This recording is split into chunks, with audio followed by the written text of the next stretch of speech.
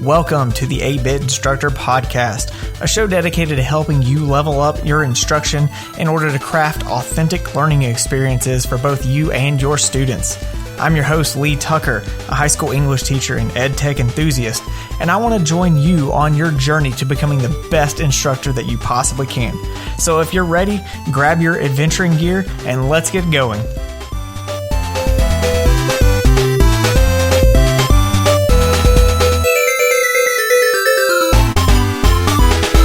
Hey, what's up, 8-Bit crew? Today is Thursday, February 4th, 2021, and this is episode 26 of the 8-Bit Instructor Podcast.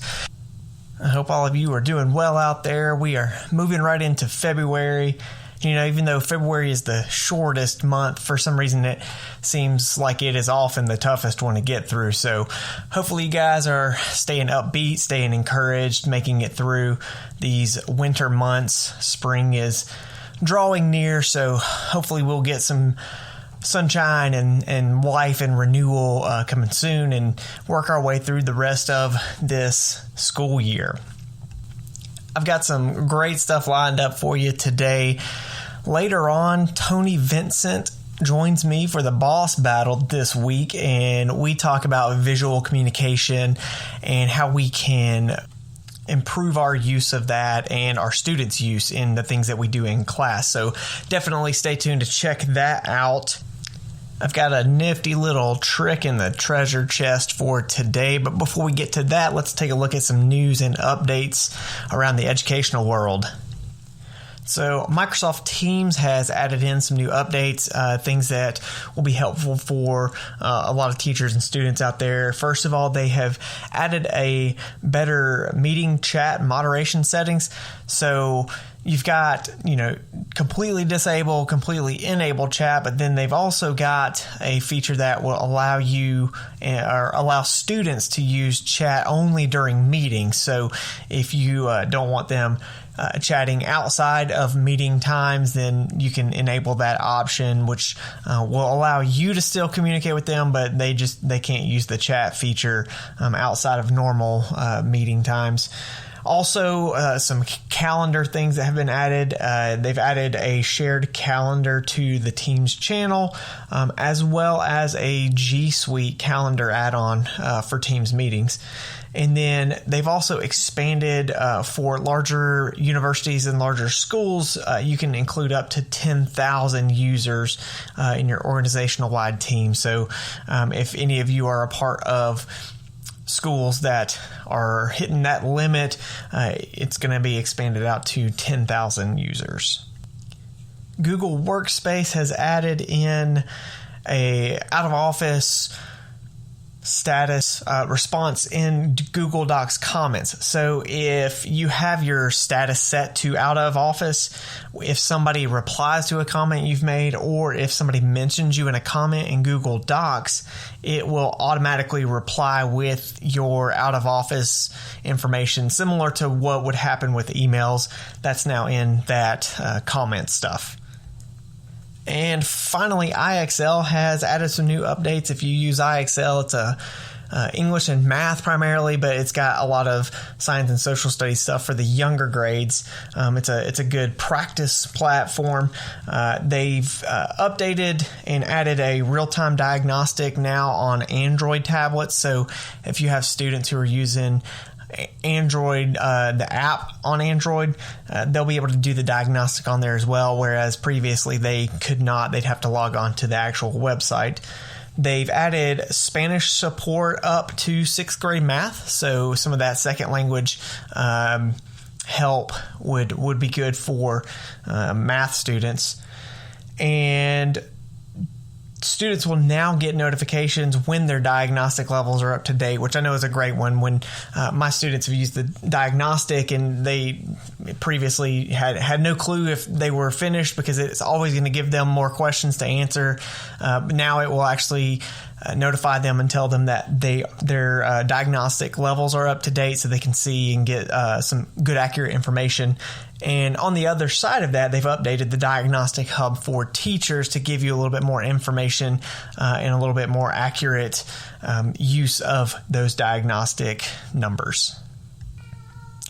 So that's all I've got for news and updates this week. So why don't we pop open the treasure chest and see what we've got inside this week.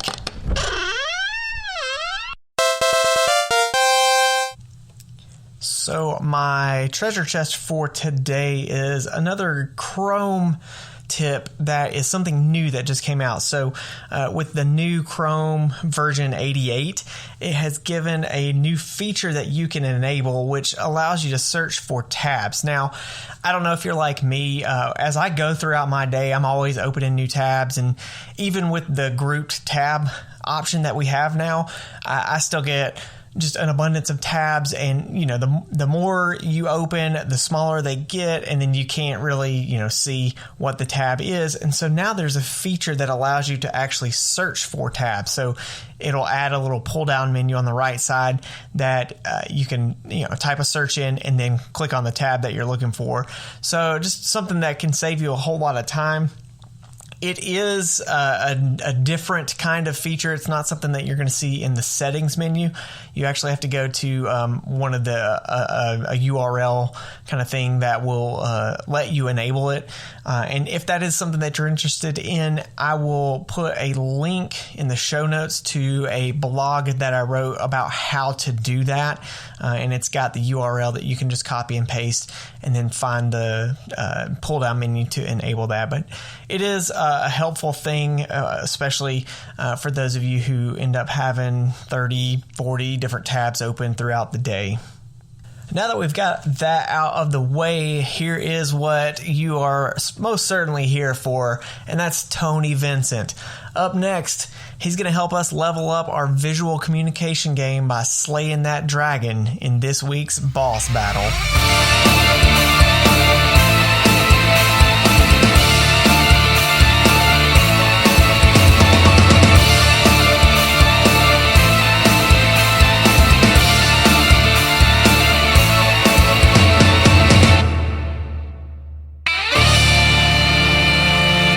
So today with me, I've got the man, the myth, the legend himself. Tony Vincent is joining me on the podcast today.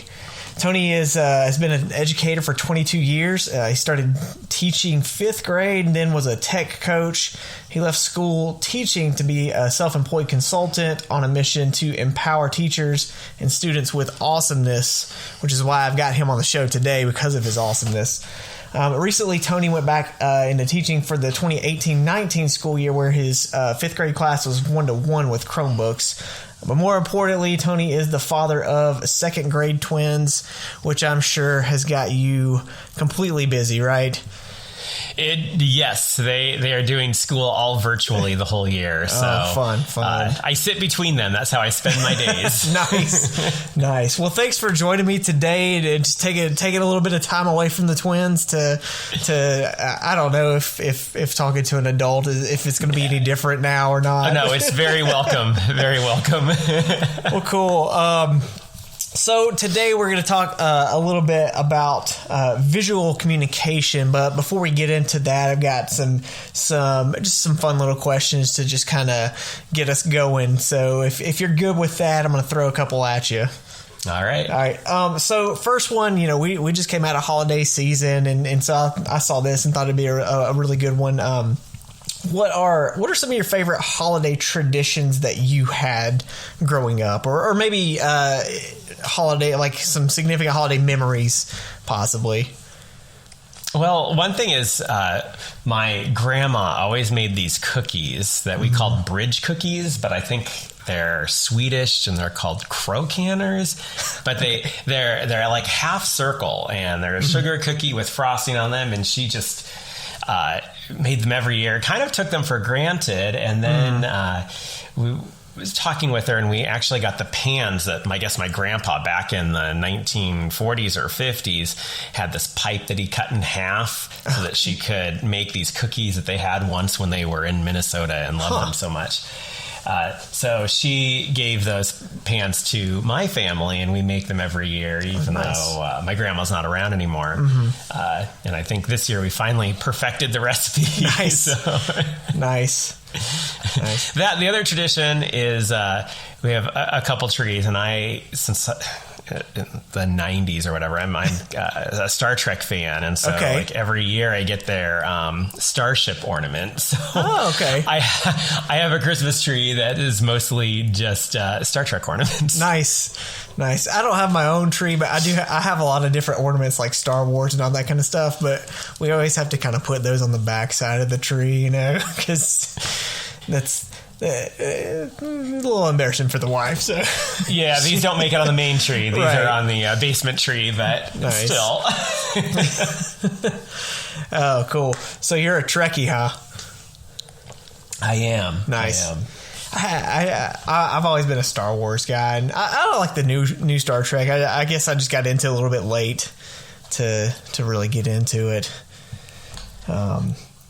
So on the, I don't know if this is on the topic of Star Trek type stuff, but anyway, I always like to talk to people. I like games and stuff like that, so I always like to talk to people about that and look at what they enjoy playing, because a lot of times games are things that we'll do to kind of unwind as well and help us to stay sane, especially this year. So I'm curious, kind of what's one of your favorite games to play, or like one of your all-time favorites that you have in the past? Well, like board game wise, Blockus. Okay, I like a lot. But then right now, probably the game I play the most is Fortnite. And my kids and I, the three of us, we play Fortnite. Like, so we finish a hard morning of school before lunch. We get our iPads out and play. Nice. And then sometimes we play before we go to bed too. And we work together as a team, and we come in first or second place almost every time now, because we just have mastered being able to communicate to each other, and we have a plan, and like it's just kind of, it's fun to do. And I played it a little bit before my kids got into it, and then they kind of looked over my shoulder, and now they're better than I am. Right.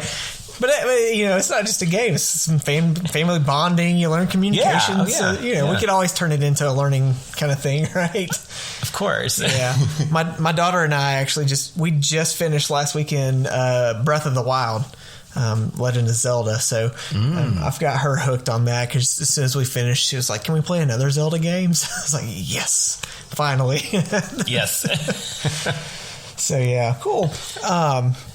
So yeah, you've been in education for 22 years now in various forms, right? So what's kind of a little bit of the story behind your education journey? Kind of maybe what got you into it, or some significant moments along the way that have kind of shaped you into where you are today?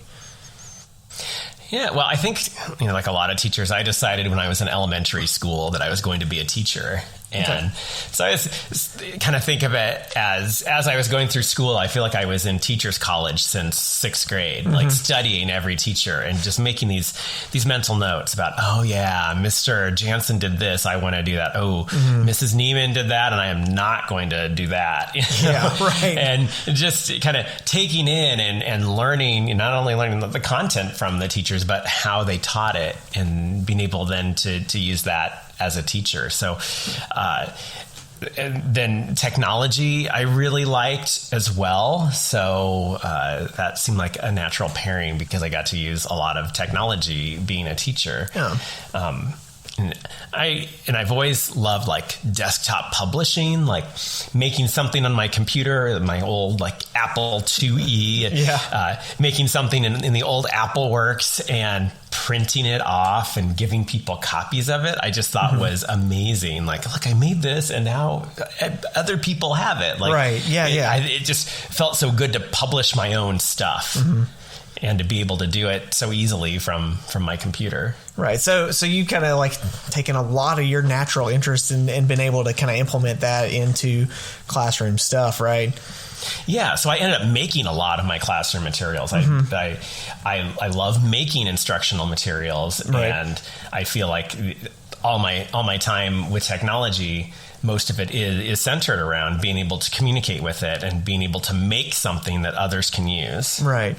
Yeah, and that's kind of the point when I started this podcast is the idea of creating this atmosphere that's authentic to like the person that you are as a teacher, and using things that really work for you and are genuine. So, and I know a lot of the stuff that I've like seen from you, videos and workshops and stuff like that, you seem to really have like honed in on that idea of like taking your genuine self and really putting it all over everything that you done in the classroom. So, yeah, I think that's really cool. Yeah, being able to, we'll talk about visual communication, but being able to develop kind of my own style and just bring that into everything I do has been a lot of fun, because then other people can do the same. And you see, I'm pretty active on Twitter, and I can tell like who's made what graphic because I know their style from these people I follow. Yeah. Cool. So speaking of visual communication, we're talking about that today, looking at visual communication for teachers and for students. So as we kind of get into that, first of all, what we can kind of interpret this, I think, in a lot of different ways when we talk about visual communication. So when you refer to visual communication, what is it that, how do you kind of define that, and what are we looking at here? Well, I mean, looking at really is the key word, right. Like being visual, getting information with our eyes, graphically representing information and doing it efficiently and doing it in ways that people actually want to look at. So it needs to communicate, it needs to be effective, and it needs to be pretty if you want to have people keep their eyeballs on it. So it's communication in forms that can be seen. And sometimes I think of it kind of like grammar. We have a lot of focus in standards and all that with reading, writing, speaking, and listening.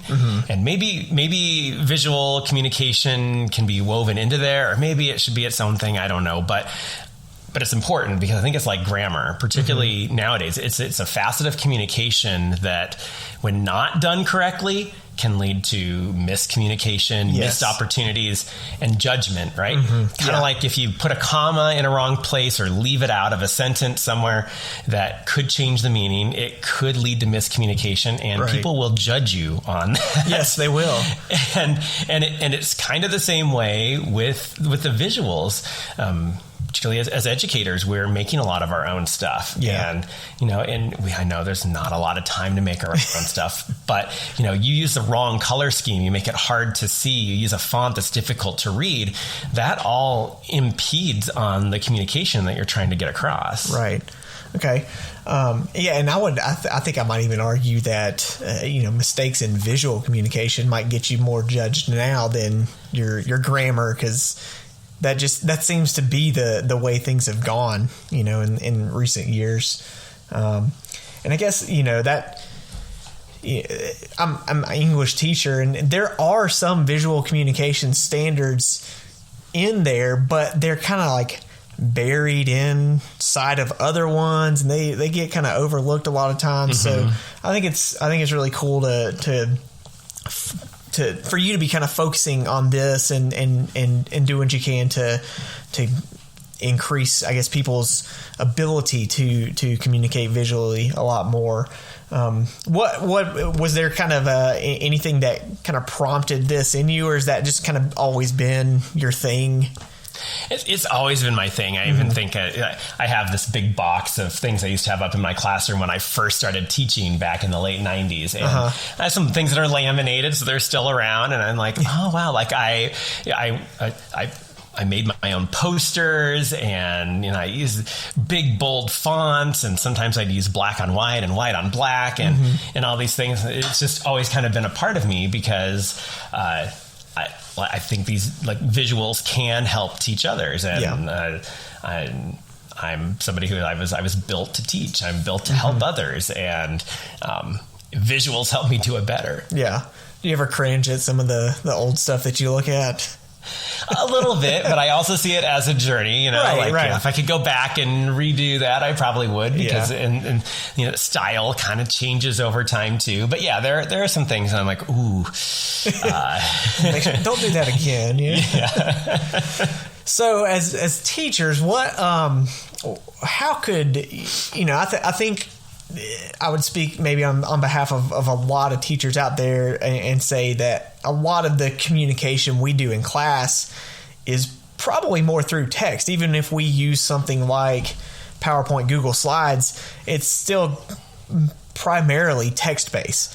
So what are some ways that teachers can kind of up their visual communication game in general, like in class?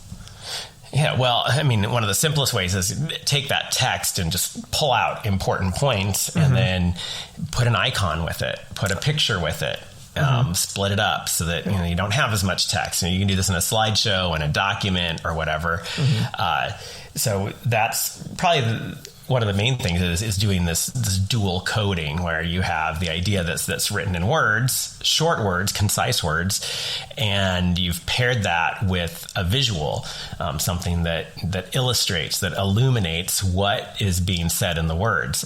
Those two together, then you've really got something that looks better. It's more fun for students. It's easier to talk about. It's easier to recognize, and it's easier to remember. Right.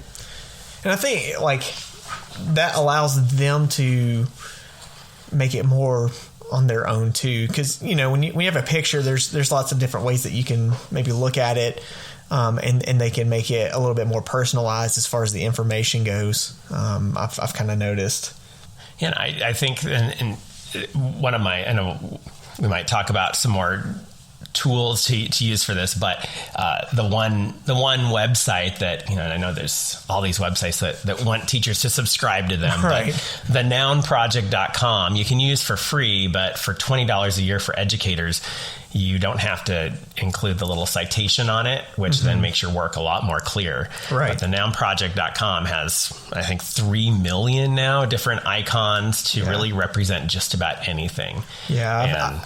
I started using that this past year, and it's super easy too, because it embeds right in Google Slides, and so you can just click and it automatically puts it in there for you. I love it. It has an add-on. I use the Mac app, so I can just anytime. I mean, it's always open. It's open on my screen right now. I just can drag and drop it into any document, and have an instant little visual that, and they're just kind of like black and white, or you can recolor them, but they're really just one color and transparent. Yeah.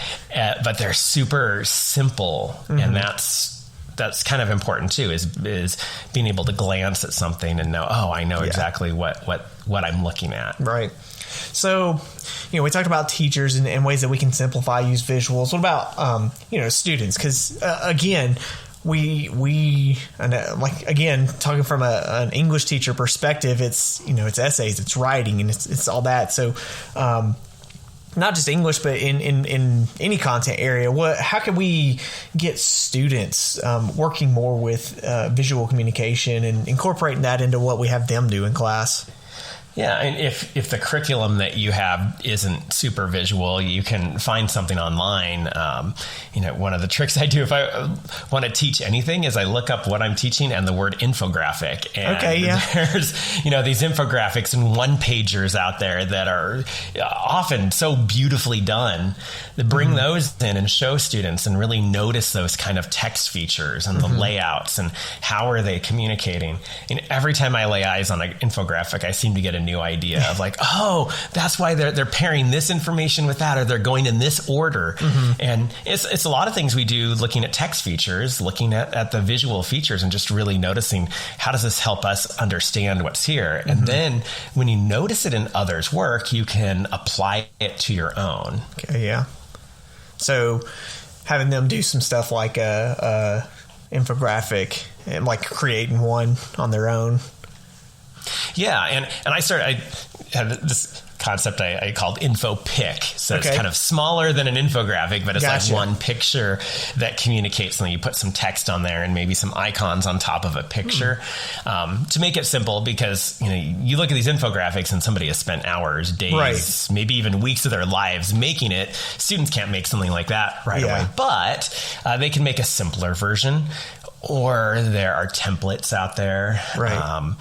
Adobe Spark has some visuals in there. Canva has some that you can make so that students don't have to start from scratch. But eventually, when I taught fifth grade here recently this last year, really we stuck with using Google Slides or Google Drawings and just got really good at what was in there. And we could look for inspiration other places, but my students had the skills to recreate whatever they saw anywhere else. They could do that in drawings or slides. Because that was just kind of the foundation, that we did so much in there. Right. And we got real good at it. Yeah.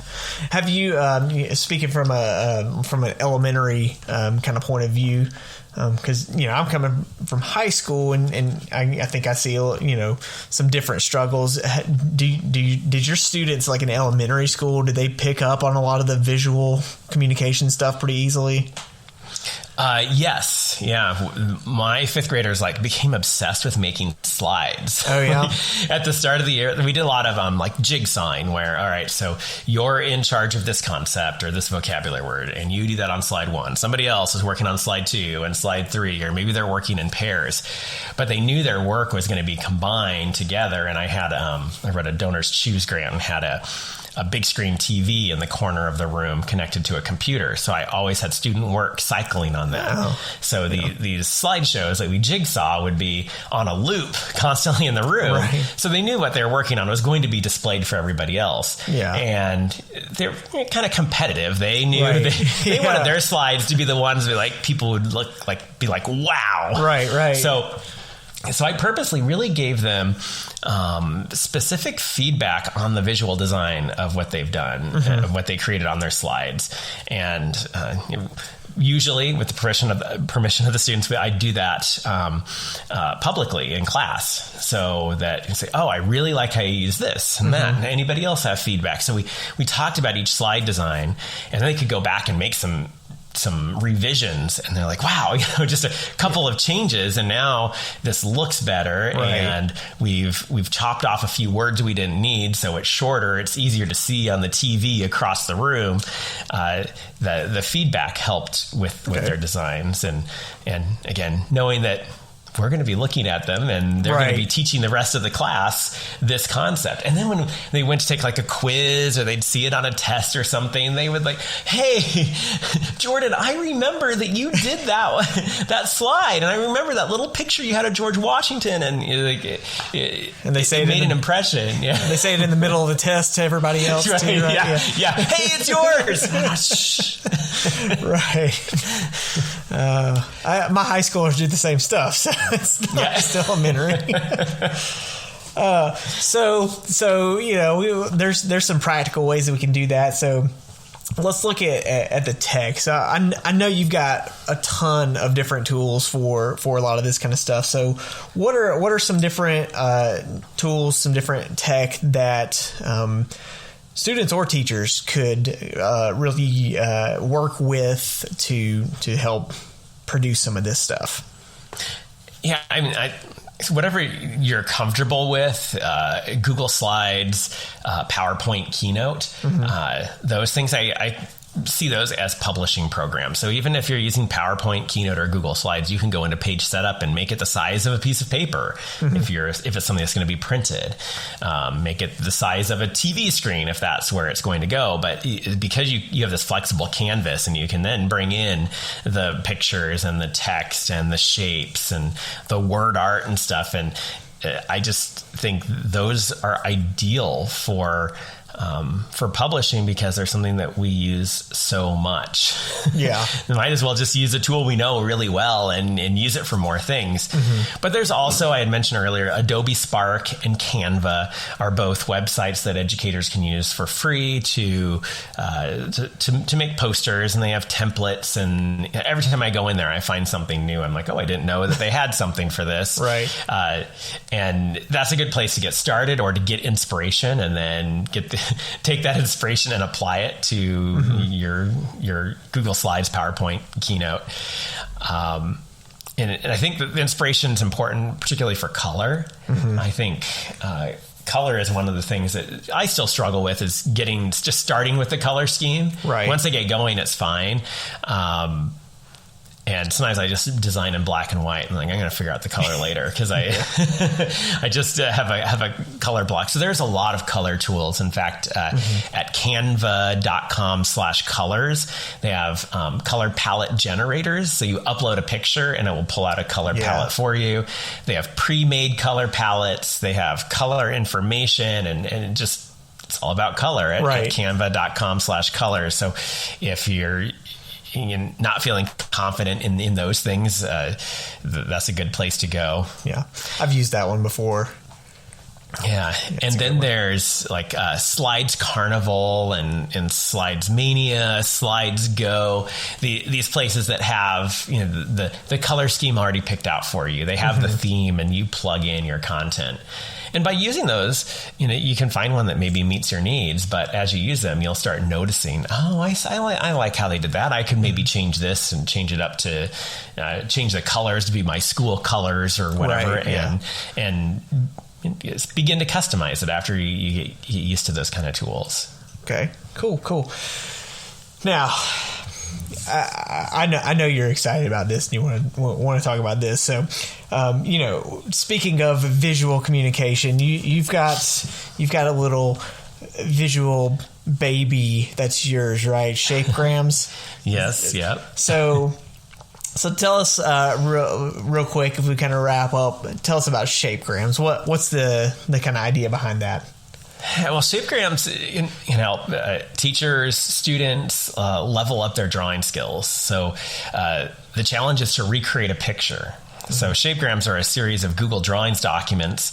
Each document has a picture to recreate made with shapes and everything that you could inside of Google Drawings, which is the same tools that you'll find in Google Slides.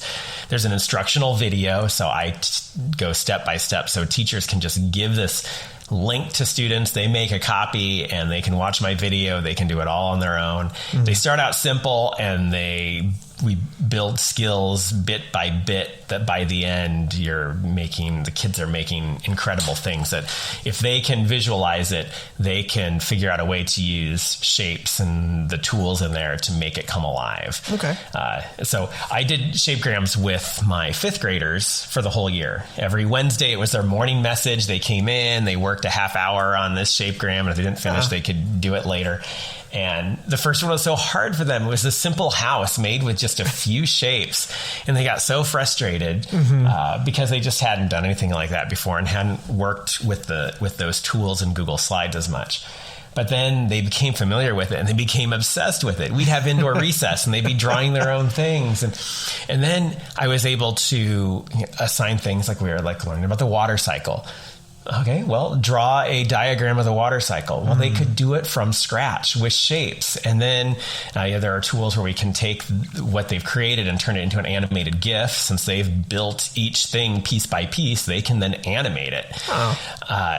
And they took what these skills, recreating these fun pictures all year long, but it really built up what they could do.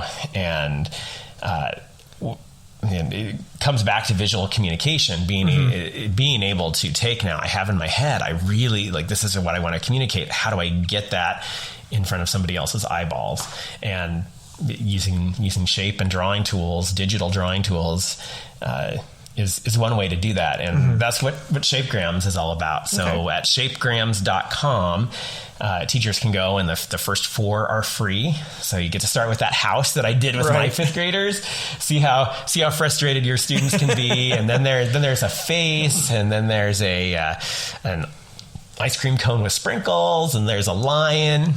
Nice. And then if teachers really like what's going on, then membership is $35 a year, and you get access to everything else there. So there's a main sequence of 36 shapegrams that, if you follow the sequence, they get a little bit harder. And then I did all those last year. And then this year I'm adding every couple of weeks. I call it assorted. It just they kind of fit in different places in that sequence to give extra practice or extra fun. And each one comes with a video. I say the video takes me way longer to make than any other part of the shapegram, because they're like about 10-minute long videos, but I want them to be really good. So it's like 2 hours of work to make 10 minutes of video. Yeah. Oh, it's more like 2 or 3 days for that 10 minutes. Yeah. But there's lots of screencasts. And then I introduce each video, and I make it fun with puns and make sure to incorporate a growth mindset message in each one, because I saw how frustrated my students were when they were doing it. And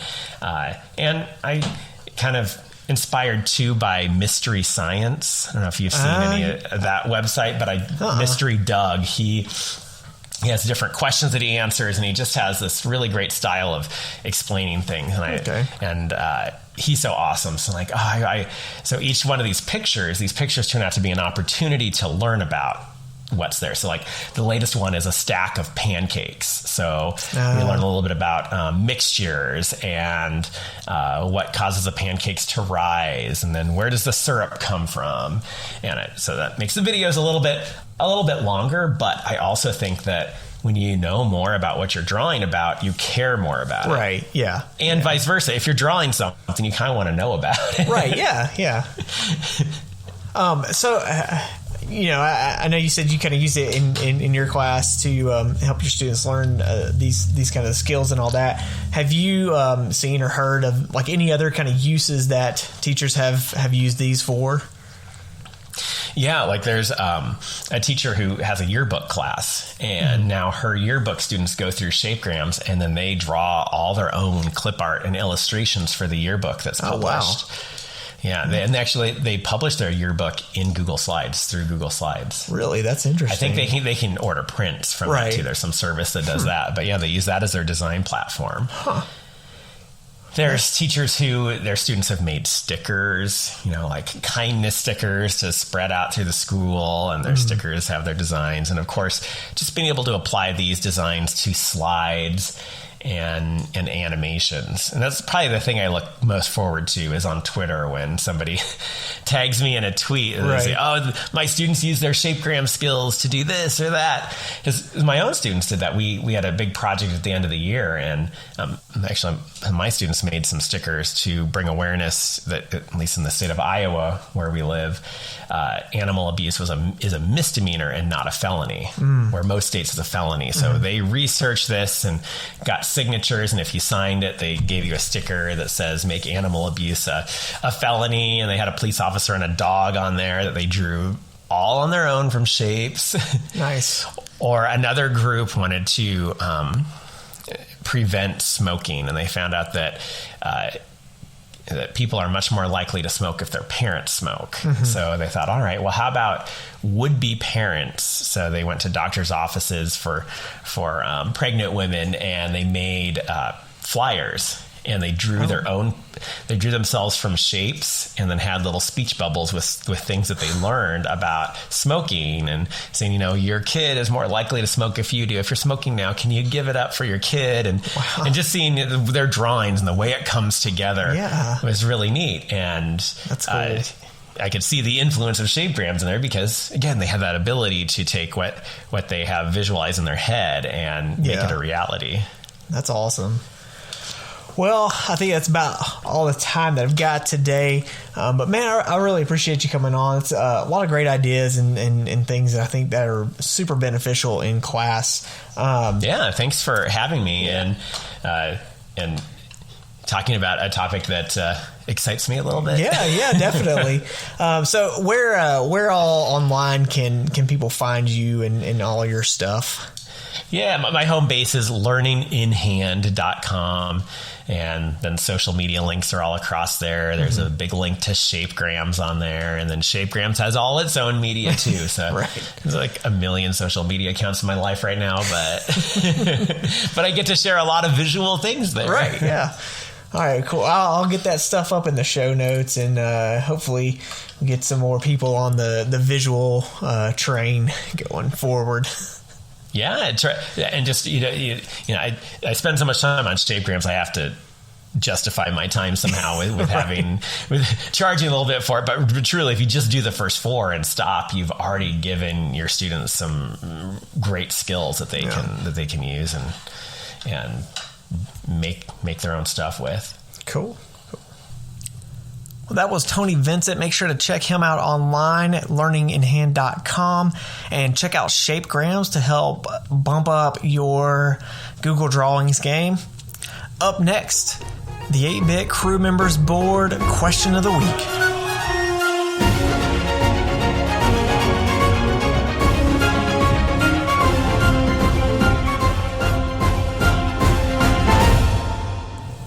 All right, folks, time for you guys to get involved and be a part of the show. This week's question of the week, we're going to get visual. What's one way you can work to increase visual communication in your subject area, whether that is for you personally as a teacher or letting your students get a little bit more visual with what they do in class? I know a couple of things that I learned and kind of took away from my conversation with Tony was trying to make my presentation stuff a little bit more visual, in the sense of cutting back some on the text to just hitting on the main ideas and then adding some visuals. That idea of dual coding. So they're getting text, they're getting visual, and that's combining together to help them understand information a little bit more. On the student side, I really liked his idea that he mentioned, the InfoPic, like a very short infographic kind of thing. I know in the past I've tried to do some infographic type stuff with students or let that be one of the options. And kind of like he said, it did end up becoming a little bit more work than what they would be able to do with the time that they had. So finding ways to do shorter, more specific kind of things like that, I think would be helpful, especially in a review kind of sense.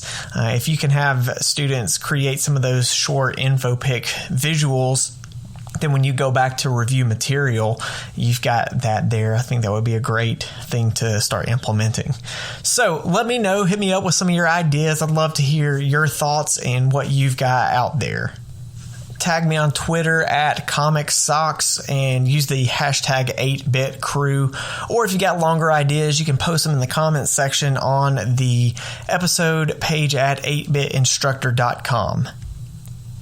Well, that will just about wrap up this episode. Many thanks to Tony Vincent for joining me again. Make sure to check him out online. He's got a lot of great stuff out there. He's a fun Twitter follow as well. And just get connected with him.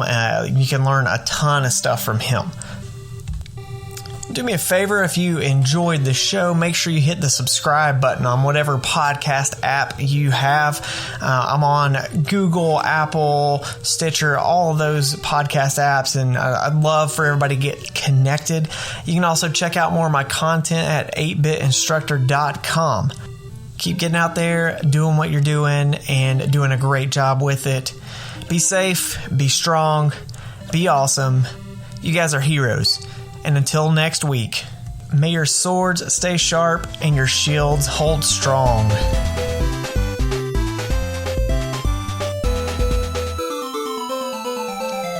Thanks so much for listening. Be sure to subscribe wherever you get your podcasts and check out the 8-Bit Instructor YouTube channel for EdTech tips and tutorials, as well as other content on my website, 8bitinstructor.com. And of course, don't forget to follow me on Twitter at ComicSocks and use the hashtag 8BitCrew. See you next week.